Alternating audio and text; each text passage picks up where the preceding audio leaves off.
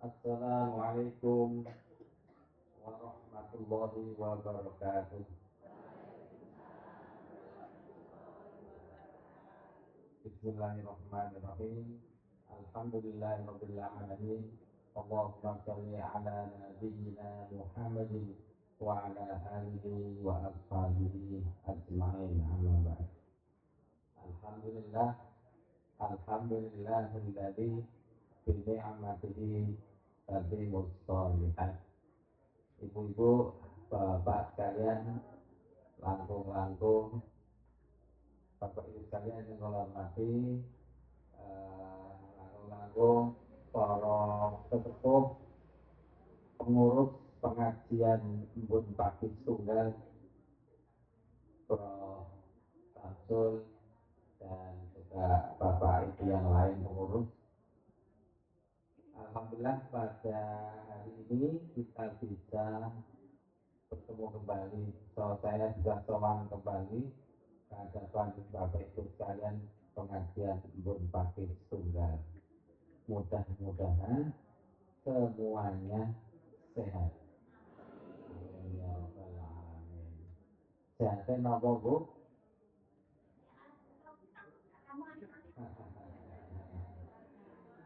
Sehatnya kalau dulu kita sering menyebut 4 aspek ya. Sehat rohani, sehat ya. Wah, ini dong ngaji, sholat ini bisa sehat rohani. Sehat jasmani, sehat ya. Wah, tindak berarti sehat jasmani. Alhamdulillah. Nah, yang ketiga sehat mental emosional. Itu lagi dari Google, no? Belum marah-marah ya, belum sedih, no? Nah, berarti sehat mental emosional, masih punya semangat, kegembiraan yang cukupan ya, tidak berlebihan juga, itu artinya kita alhamdulillah dibarengi sehat mental emosional. Yang keempat sehat tubuh, sehat sosial, ya. Sehat dompet sudah di bahas akan dari tua nih. Sehat sosial nih, kalau kumpul-kumpul, komunikasi, diskusi dengan baik, saling menyapa, saling menghormati, saling toleran, lah menikah artinya adalah sehat secara sosial. Alhamdulillah, itu namanya sehat yang paripurna. Yang ada yang nambahi tadi sehat dompetnya, sehat finansial, tapi nggak usah dibahas. Ya itu urusannya orang lain ya. Timbun pagi ini saya biasa cukup mengaturi 4 aspek kesehatan saja, yaitu sehat rohani, sehat jasmani, sehat mental emosional, dan sehat secara sosial. Alhamdulillah alladzi bi ni'matihi tatimmus shalihat. Segala puji bagi Allah yang sudah memberikan segala kenikmatan pada kita dengan kebaikan-kebaikan yang banyak. Doa kita pujian pada Allah Subhanahu wa Ta'ala. Bapak Ibu sekalian, saya lupa itu. Saya sudah pernah cerita belum itu yang ketemu dengan kesepuhan yang ada di Magelang. Sudah cerita ini? Oh belum. Saya ketemu setiap sowan, saya menghadiri, mendatangi pengajian oleh pengajian ini pengajian PCM Pimpinan Sabang Muhammadiyah di Dukun, kan Dukun Prof. Dukun itu Kabupaten Magelang. Ada desa namanya desanya Talun, nah itu tempatnya di situ di Talun itu. Nah, PCM-nya PCM Dukun. Nah, kalau saya ke sana, kok saya sering melihat kados Mbah Milo, Mbah Uti dulu, kok mesti orang ngewuh itu. Oke, kok mesti orang ngewuh itu. Di Magelang begitu. Aku lawan penasaran ya. Habis pengajian saya datangi, saya tanyai. Baru sempat beberapa waktu yang lalu saya tanya kepada beliau wawancara. Mbah, panjenengan iki yuswanipun pinten? Nah, yang imam pinten jenengan 78. Masya Allah, tabarakallah. Top 78 sehat masih ngaji terus. Yang di Magelang belum saya tanya, Mbak, itu sambil berdiri ngantar yuk. Saya juga berdiri depannya ngobrol-ngobrol. Mbak Yuswa pinten? 100. Jenengan ampun 11. 111 tahun, Masya Allah.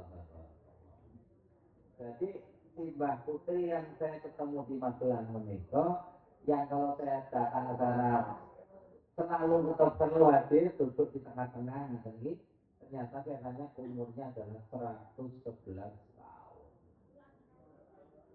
Putra putrinya ada 5, seingat saya, beberapa sudah meninggal dunia, ada 2. Beliau masih sehat, masih berangkat pengajian, jalan sendiri. Ya mestinya ada temannya, tapi mungkin jalan itu belum sendiri, tonton, kursi roda. Ya, berarti sehat deh.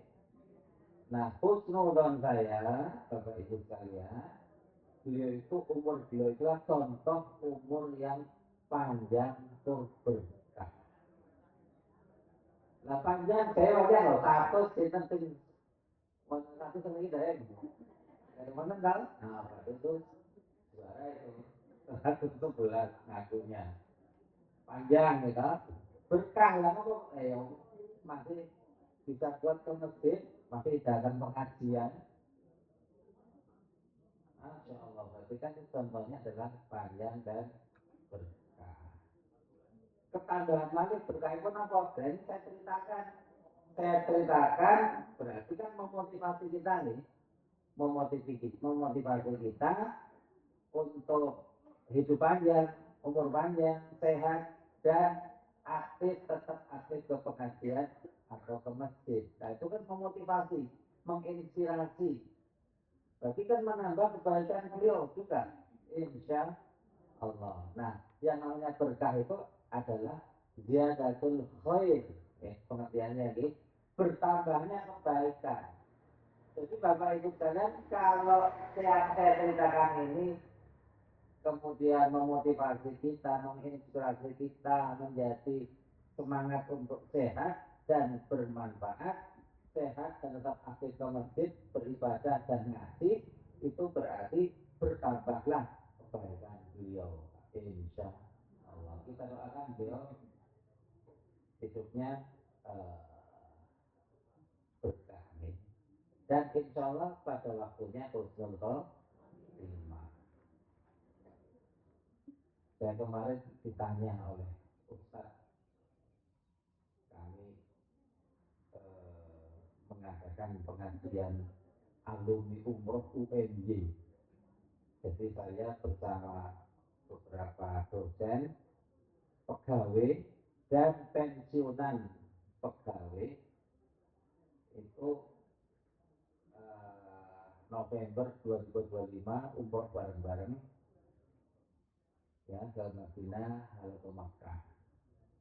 Lalu kami sepakat mengadakan karena pengajian sudah banyak, ya pengajian umroh ini untuk silaturahmi, ya 3 bulanan cukup lah, 3 bulanan. Nah kemarin baru kami adakan pengajian, saya ditanya oleh ustadznya ya kami mesti bergantian di antara alumni umroh itu, kami bergantian mengisi. Dia bertanya, kalau Dr. Bambang kemarin di Mekah doanya apa? Saya jawab intinya adalah pengen sehat dan husnul khotimah. Nah, dia tanya lagi, bukan dia tanya, dia belum mendoakan. Ya mudah-mudahan husnul khotimahnya masih lama ya Pak Bapak. Gitu. Oke, Bapak Ibu berani nggak berdoa husnul khotimah? Berani ya? Gue kalau ditanya pengen apa? Husnul khotimah gitu. Berarti kita memang itu perjuangan kita. Tapi kemudian saya jawab ke Ustaz belakang, jadi saya jawabnya ini kan, sehat dan husnul khotimah. Jadi ya sehatnya dulu, hidupnya dulu. Nah, mudah-mudahan hidupnya juga berkah, lalu terakhirnya husnul khotimah. Dulu saya juga pernah tanya gitu, ibu kalau kalian gitu, oh sudah siap belum masuk surga gitu. Loh, karena kalau orang Jawa meninggal itu namanya jenah, jenazah, maka itu janah itu, janah, janah surga, janah. Jadi orang Jawa itu sebenarnya punya cita-cita kalau meninggal masuk jannah masuk surga, nah, disebut dengan jenazah gitu. Kalau orang yang lain menyebutnya almarhum, mudah-mudahan jadi orang yang dirahmati. Almarhum itu orang yang dirahmati Allah. Almarhumah, jadi bukan almarhum tapi almarhum, banyak A ya. Almarhum, almarhumah, biasanya almarhum. Mantap lah ya itu. Kalau ibu yang nanti tadi Peiman, kok sepertinya dari daerah Pulau. Jadi, oh mana Jawa Timur, aku balik ya.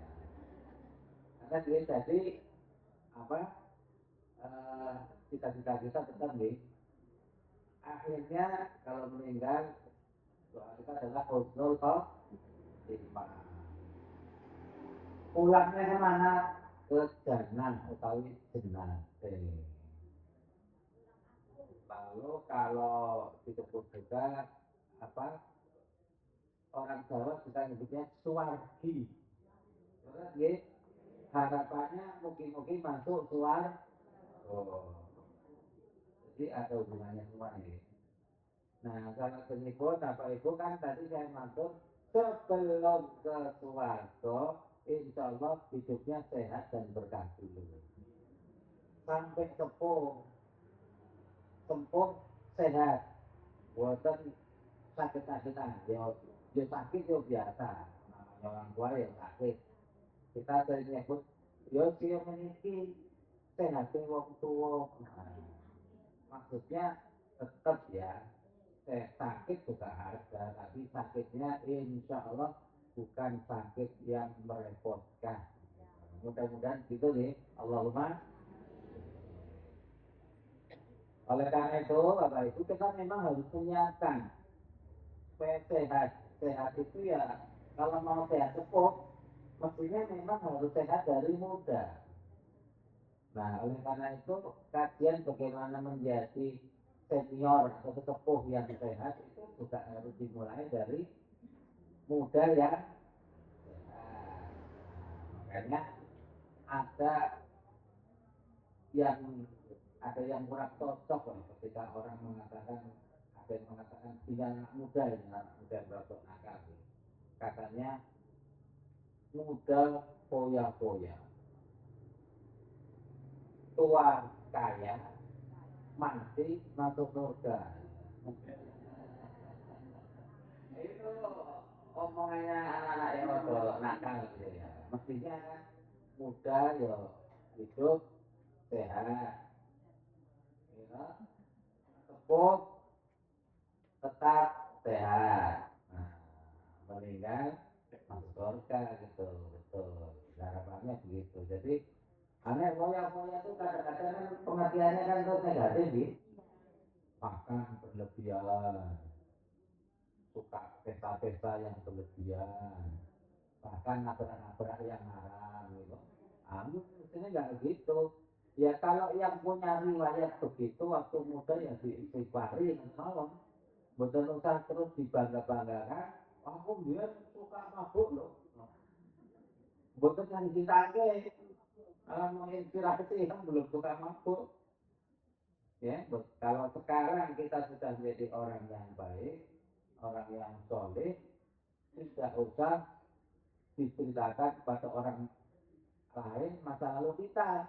Namanya membuka air sendiri. Allah sudah menutup air kita. Yang tadinya orang yang nakal, yang suka koya-koya misalnya, terus rada sepuh sadar insan rajin masjid, rajin sholat, rajin ngaji, cinta Islam sampai la ilaha illallah Muhammadur Rasulullah. Islam kafir TPA berkaki. Nah, ini kok itu sudah jangan dicita-citakan yang masalah lalu dulu aku suka mabuk dulu enggak usah. Yang penting kalau masalah itu diistighfari ya sekali-sekali merenung, mengingat, kelingan.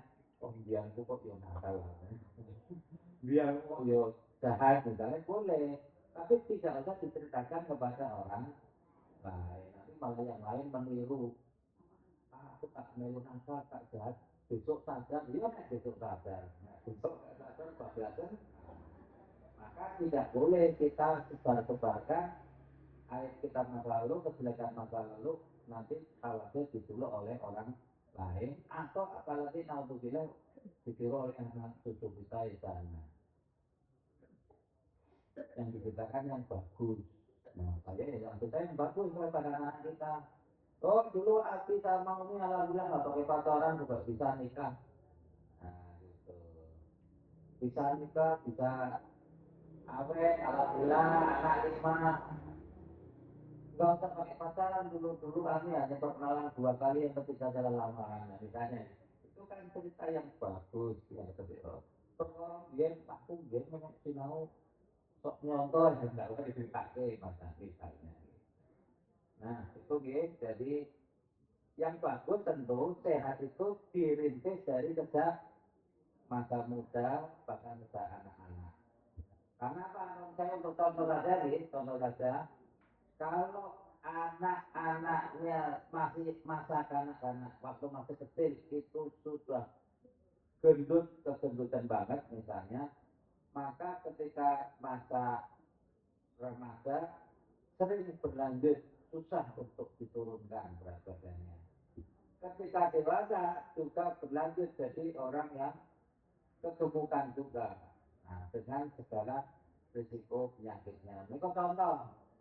Jadi tidak mudah juga mengubah walaupun ada juga yang berhasil mengubah dari kegemukan menjadi normal.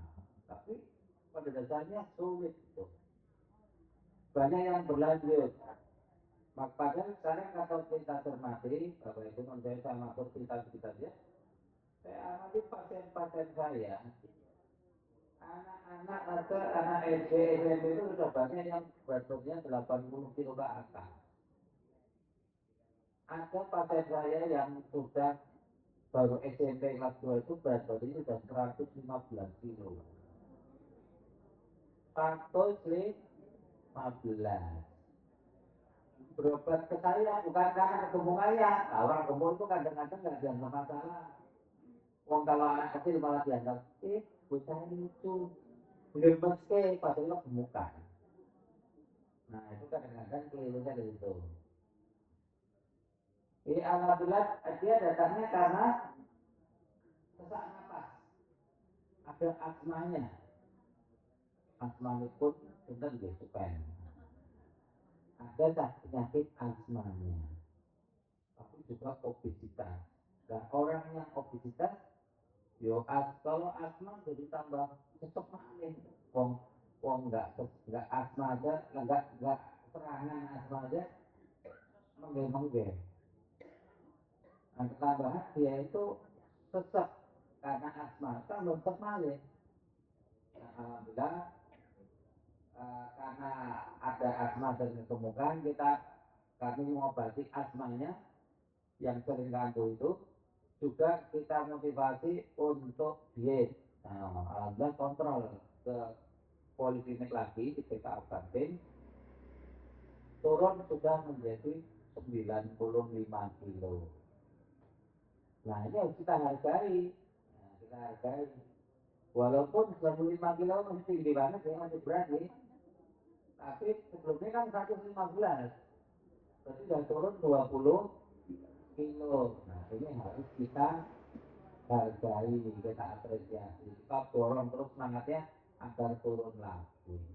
Jadi Bapak Ibu, kalau ada anak-anak atau ada orang yang berhasil menambah sehat dengan cara antara lain mengurangi berat badan, atau yang kurus ditambah berat badannya, kita harus apresiasi. Sesuai dengan usahanya udah bagus, sudah ada peningkatan, ada perbaikan. Nah, kita motivasi, syukur-syukur semakin membaik lagi.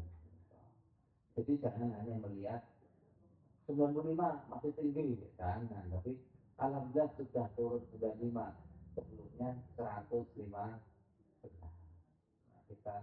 kita syukuri, kita dorong. Selalu melihat kalau ada teman-teman kita, saudara kita yang sakit atau punya masalah membaik, kita dorong. Bulannya berapa Bapak sekarang?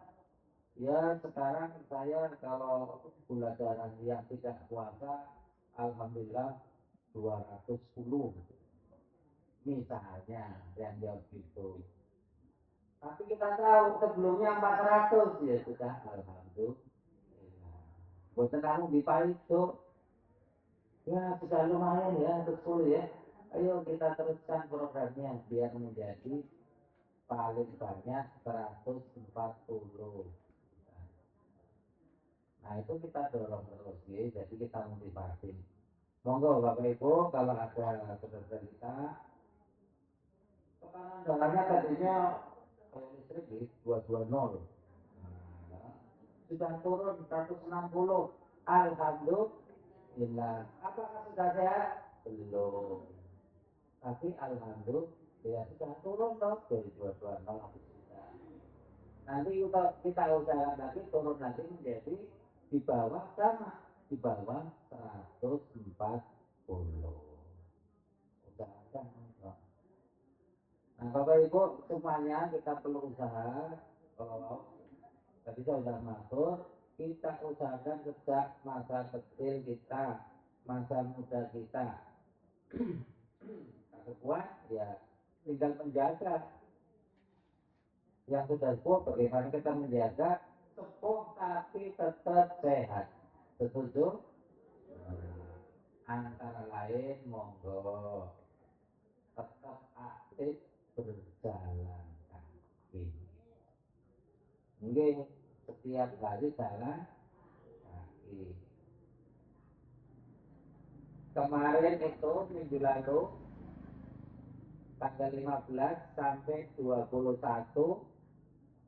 bulan Juli ini saya sama istri ada kesempatan untuk jalan-jalan ke Taiwan. Taiwan itu di Cina nih bukan diakui sebagai Cina ya. Nah saya antara lain melihat di sana itu masih banyak para lansia yang pergi sendiri naik kereta api, masih berangkat sendiri ya, naik kereta api, jalan kaki itu masih banyak. Jadi artinya sehat. Dan memang Bapak Ibu di sana makin banyak lansianya. Mengapa? Banyak anak-anak muda yang tidak mau menikah. Banyak anak muda yang tidak mau punya anak. Banyak sepuh yang sepuh di mana-mana semuanya. Tapi ya masih banyak. Jadi kalau anak mudanya masih banyak. Pemuda, pemuda yang sering ketemu banyak kan. Saya di mana 30 tahun ke atas, nah itu masih banyak. Di mana-mana. Nah mereka, jadi mereka masih suka jalan kaki kemana-mana. Hidup mereka relatif sederhana sih, makanya nanti jangan lah boya-boya itu pertanyaan tidak baik. Hidup mereka sederhana, walaupun orang kaya di Thailand itu kebanyakan sederhana orang. Mereka juga masih aktif ke mana-mana. Lokal itu mereka jalan kemana-mana itu naik sepeda ontel. Jadi di Taiwan itu di mana-mana kita melihat sepeda. di jalan-jalan ada parkiran khusus rapi. Jadi siapapun yang naik sepeda tinggal parkir berjajar rapi. Terus kalau kita nyebrang mobil, nyebrang jalan, tapi sebelahnya juga ada orang nyebrang naik sepeda. Nah, ciri yang lain mereka itu orangnya tertib, disiplin, antri, kok nyebrang ya antri. Naik mobil begitu ada orang nyebrang ya langsung berhenti. Bukan kok nanggung, bablas. Mereka tertib. Antri itu mereka jadi budaya yang sangat bagus. Ini hal-hal yang bagus yang bisa kita tiru. Maka wow suka jalan kaki, suka naik ke sepeda, suka antri, suka menolong juga mereka. Ramah, banyak yang ramah, kebanyakan rata-rata ramah, suka menolong. Dan kalau mereka sangat suka atau sering saya lihat mengucapkan terima kasih. Jadi walaupun saya yang bertanya, mereka yang terima kasih. Ya, saya berterima kasih. Tapi mereka terima kasih juga. Cie-cie gitu. Atau kamsiah. Terima kasih. Mereka suka berterima kasih. Jadi Bapak itu sudah termasuk kesehatan nih. Kesehatan apa tadi? Sehat mental dan sehat sosial. Sehat mental. Mereka senang menolong. Itu sehat mental itu. Sehat sosial juga. Bahagia kalau bisa menolong orang lain. Kalau tidak diminta tolong ya mereka cuek. Memang mereka sibuk, makin sibuk. Jalan itu cepat banget kalau jalan. Saya pikir mereka buru-buru atau gimana ya? Memang sudah terbiasa jalannya cepat. Nyebrang jalan itu juga cepat banget, tumpuk. Rata-rata makanya berhenti. Jadi mereka terbiasa jalan kaki dan jalannya cepat. Nah, ini kok sehat.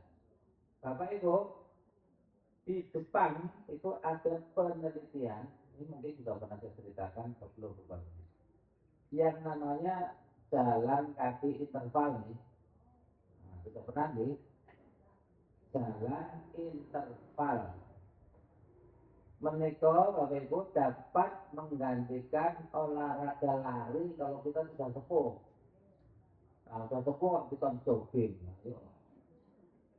Mungkin jantungnya, lututnya juga sakit, atau melayu. Nah, maka Bapak Ibu, kalau kita sudah tidak kuat untuk jalan kaki, untuk lari, jogging, menurut penelitian yang di Jepang itu, kita bisa menggantikan dengan yang namanya jalan interval.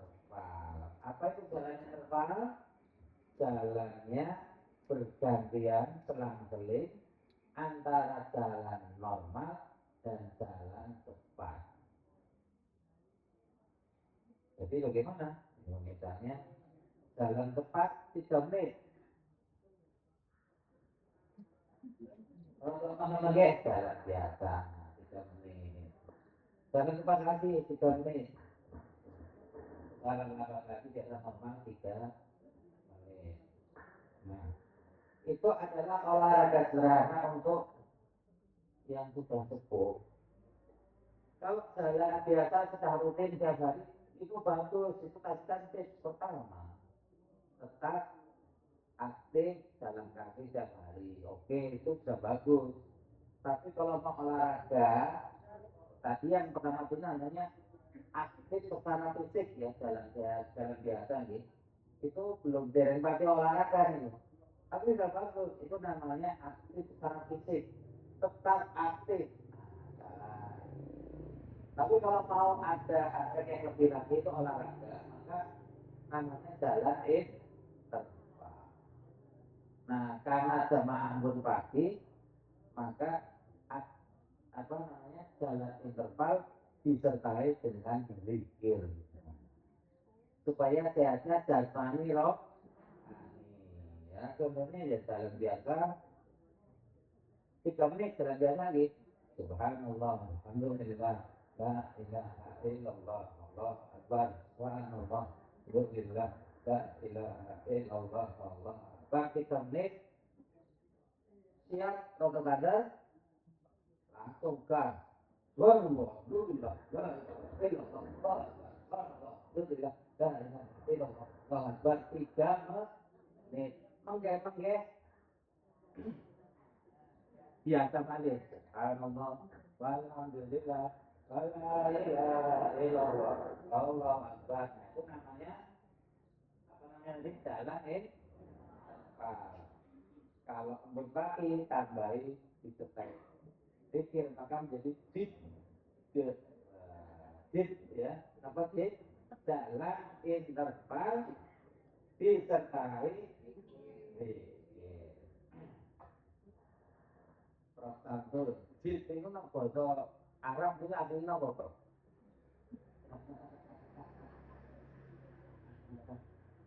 Dit itu artinya simbah. Nek simbah itu tidak. Nek yang dimakan jadah. Makanya ya ini cuma otak atiknya saya ya menjadi tidak itu jalan interval disertai dengan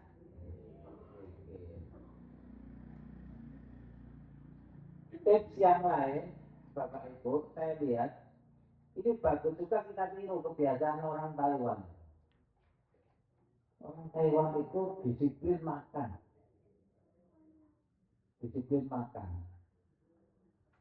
Kalau di dalam ilmu kesehatan anak saya di rumah sakit itu kalau edukasi pada orang tua anak juga mengingatkan yang namanya feeding rule, aturan makan. Aturan makan itu pada anak-anak juga diatur waktunya, yaitu 3 kali makan, 2 kali snack dengan jadwal yang teratur. Nah, ternyata itu sudah dipraktekkan di Taiwan, mereka sudah bertradisi begitu, berbudaya begitu. Pokoknya kalau makan pagi antara jam 6 sampai jam 7. Mereka tidak makan nasi kalau pagi, mereka hanya makan makanan ringan atau setengah berat. Contohnya mungkin makan roti atau buah. Nanti jadwalnya makan siang itu jam 12. Jadi mereka kalau belum jam 12 tidak mau makan. Sebelum jam 12 tidak mau makan. Saya naik kereta cepat itu di sana. Namanya HSR, THSR, Taiwan High Speed Railway. Itu mereka sepanjang naik kereta yang nggak makan. Nah begitu jam 12 saya lihat beberapa orang langsung buka bekal makan gitu. Jadi makannya nanti jam 12. Kadang-kadang kalau begini kan kita ya jam 10 bisa makan ya. Ayo gitu ya. Berhubung sudah siap jam 11. Tapi kalau di sana terpola makan itu jam 12. Kalau orang bekerja kantor istirahat jam 12 sampai jam 1. Maka tidak boleh ada pegawai yang makannya lebih dari jam 1. Pokoknya jam 12 makan. Nah, kalau kita kan ada juga istilahnya isoma. Apa isoma? Istirahat untuk sholat dan makan. Isoma. Cuma prakteknya kita makannya seringkali tidak teratur. Jam 1 ya makan. Jam 4 ada yang ngajak makan, ayo. Kalau mereka enggak, diajak makan kalau bukan waktunya jam makan mereka enggak mau. Nah ini juga termasuk tips sehat sebenarnya, Bapak Ibu. Saya dulu pernah matur, bagi yang belum kuat untuk menahan makan, mengurangi makan, itu model makannya anak-anak boleh ditiru, yaitu 3 kali makan ditambah 2 kali snack, tapi tetap harus terjadwal teratur, kira-kira jaraknya 3 jam. Jam 7 makan pagi, ya syukur makannya jangan kenyang-kenyang, sekedar mengisi perut melambari. Nah kalau anak-anak mungkin enggak ya, anak-anak di sini ya mau sekolah biar kuat teleponnya yang banyak, ya boleh lah nggak apa-apa. Tapi udah sepuh nggak usah, dari titik mawar. Nanti jam 10 kok lapar, nah jam 10 waktunya dahar snack, ringan saja. Ya mungkin snacknya hanya maupun itu sayur, misalnya sayur yang pakai sambal kelapa ini nomor kuluban itu urat, snacknya urat, bagus itu karena ada seratnya, makanya kenyang. Ada lemak sehatnya yaitu kelapa, ada sedikit-sedikitnya pedas titik. Kalau orang Taiwan nggak suka pedas, nggak suka manis. Nah, sisi yang lain yang baik dari orang Taiwan adalah mereka tidak suka manis, Bu. Tamu saya dari Belanda waktu itu juga tidak mau minum manis. Saya jajan makan, minumnya saya tawar, air teh tawar. Mereka, aku mau makan apa? Saya juga tanpa gula, sama. Nah orang Taiwan juga tidak suka teh, tidak suka manis. Jadi Bapak Ibu juga bagus kalau mengurangi gula. Mereka tidak suka asin juga, nggak tunjuk asinnya. Mereka itu mencela nih, masakan Indonesia kok terlalu asin dan terlalu pedas. Mereka mencela, juga terlalu manis gitu. Sudah betul ya. Tapi 1 menit, ya, ini sudah bagian-bagian terakhir nih. Jadi mengurangi manis juga bagus nih Bapak Ibu, monggo mengurangi karbo, mengurangi manis. Nah jam 10 tadi snack, nanti jam 12 habis sholat, setengah 1 makan siang. Teratur gitu. Diusahakan kita dari teratur. Agar dia jadi makan teratur, tapi tidak terlalu banyak. Kanjeng Nabi Muhammad SAW digambarkan itu yaitu makannya tidak pernah kenyang sampai kenyang, tidak pernah sampai kenyang, apalagi kekenyangan. Nah itu kenyang ada enggak, apalagi kekenyangan. Jadi itu termasuk sehat, berhenti sebelum kenyang, resepnya begitu. Nah kalau berhenti sebelum kenyang ya udah nanduk, ya jangan banyak-banyak. Mungkin nanti belum habis berhenti, nanti lupa aja mana ya. Akhirnya dimakan aja habis. Nah akhirnya kenyang bahkan kekenyangan. Maka supaya kita bisa berhenti sebelum kenyang, maka ambilnya secukupnya. Kira-kira belum sampai kenyang kalau makan itu. Nah lalu berhentilah. Pas habis so mandek. Buatan perut ditambah lagi belum kenyang. Itu masih belum sesuai dengan tujuan kita, yaitu menyiapkan makanan dengan porsi yang cukupan saja, cenderung sedikit, sehingga kita berhenti sebelum kenyang. Nah, ini jadi mereka mau terbiasa jalan kaki, terbiasa naik sepeda, antrinya juga disiplin, suka berterima kasih, makannya teratur. Ini yang bisa kita ambil dari Taiwan tadi. Kata Nabi, Kanjeng Nabi mengatakan, ini terjemahannya kira-kira ini. Hikmah itu adalah warisan umat Islam yang hilang, yang dapat ditemukan di mana-mana. Jadi kalau seorang Muslim menemukan hikmah dimanapun, maka dia yang paling berat mengambil hikmah itu. Jadi kalau di Taiwan ada yang baik ya kita ambil, kita tiru. Di Belanda ada yang baik kita ambil, kita tiru. Bukan berarti kemudian kita terjebak untuk mengatakan, oh Taiwan negaranya sekuler, anak mudanya cenderung ateis, ateis buat anak mudanya. Banyak yang ateis, tidak beragama. Ateis tapi lebih islami, oh enggak, itu bukan soal lebih islami. Ini kebiasaan-kebiasaan baik, tidak usah dibilang lebih islami. Nanti bahaya, lah mereka kalau pacaran bablasan, masa tidak akan lebih islami, ya enggak lah. Nah, mereka bablasnya untuk kita, karena kita muslim. Tapi kalau mereka tidak beragama ya monggo saja bebas nggak beragama, ya. Jadi bukan berarti mereka lebih islami, mereka lebih tertib, mereka lebih disiplin, mereka misalnya orangnya apa tadi rajin olahraga, itu bukan lebih islami, itu adalah nilai-nilai universal yang juga dihargai di dalam Islam. Jadi Islami juga, tapi bukan berarti bahwa kita mengatakan orang Taiwan lebih Islami, enggak.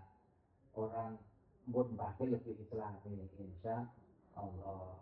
Mereka kan enggak bangun pagi sholat tahajud. Mereka itu kan tidak sholat, tidak disiplin 5 waktu. Kita kan insya Allah disiplin. Ada azan kita ke masjid. Ya, dalam hal itu kita lebih baik. Tetapi kita boleh meniru hal-hal tertentu yang memang baik, kita tiru, kita ambil. Nah, itu menemukan hikmah dimanapun kita ambil, kita tiru. Maksud saya begitu, bukan berarti mengatakan merokok lebih baik segalanya, enggak. Ada hal-hal yang baik yang bisa kita tiru, termasuk hal-hal yang positif yang mendukung kesehatan kita semuanya. Makanya Bapak Ibu sekalian yang aturaken wonten ing English Talk, mudah-mudahan ada manfaatnya. Ada yang sakit ini kita doakan mudah-mudahan yang sehat tetap sehat ya. Kita doakan yang sakit semoga diparingi kesembuhan. Amin ya rabbal alamin. Ini ditutup dengan doa ini. Nggih. Monggo innallaha wa malaikatahu yusholluna 'alan nabi ya ayyuhalladzina amanu shollu 'alaihi wa sallimu taslima. Bismillahirrahmanirrahim. Alhamdulillahirabbil alamin. Allahumma shalli ala nabiyyina Muhammadin wa ala alihi wa ashabihi ajma'in. Allahumma ighfir lil muslimin wal muslimat wal mu'minin wal mu'minat al ahya'i minhum wal amwat. Allahumma ya Allah, ampunilah dosa-dosa kaum muslimin dan muslimat, mukminin dan mukminat yang masih hidup maupun yang sudah wafat. Allahumma ighfir lana wa liwalidina warhamhum kama rabbayana shighara. Allahumma ya Allah, ampunilah kami, ampunilah kedua orang tua kami, dan sayangilah mereka sebagaimana mereka telah menyayangi kami pada waktu kami kecil. Rabbana hab lana min azwajina wa dzurriyyatina qurrata a'yun waj'alna lil muttaqina imama. Allahumma ya Allah, berikanlah kepada kami pasangan istri atau suami kami dan juga anak-anak kami menjadi orang-orang yang solih, orang-orang yang solihah, orang-orang yang sehat rohani, sehat jasmani, sehat mental emosionalnya, sehat juga sosialnya ya Allah. dan jadikanlah anak-anak kami anak-anak yang menyenangkan hati kami apabila kami memandang mereka. Allahumma Rabbana atina min ladunka rahmah wa hayyi' lana min amrina rasyada. Rabbana la tuzigh qulubana ba'da idh hadaitana wa hab lana min ladunka rahmah. Allahumma ya Allah, berikanlah petunjukmu pada kami. Janganlah engkau palingkan hati kami setelah engkau berikan petunjuk pada kami. Allahumma ya Allah, Rabbana la tuzigh qulubana ba'da idh hadaitana. Allahumma Rabbana hab lana min azwajina wa dzurriyyatina qurrata a'yun. Allahumma afina fi badanina. Allahumma afina fi samina. Allahumma afina fi basarina. Allahumma ya Allah, sehatkanlah badan kami, sehatkanlah pendengaran kami, sehatkanlah penglihatan kami ya Allah.